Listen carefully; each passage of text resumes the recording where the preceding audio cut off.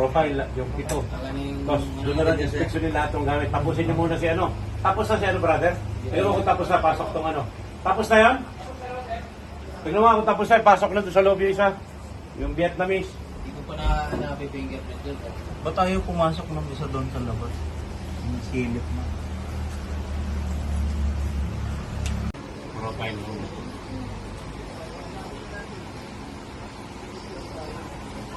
Ganun sa lobby inspection mo. Para kung naglabas na ako yung inspection.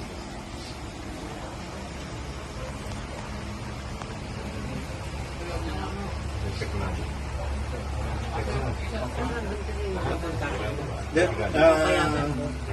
Mamaya. Maiwan naman yung family niyo para kung ano allowed, maiwan. Hindi iwan, pwede naman nila. Nandun ko kasi ibang gamit ko yung pagkain. Di ba ito? Natin yung pagkawalang firma. Tingnan mo natin walang firma kung okay ba ibigay. Bakla.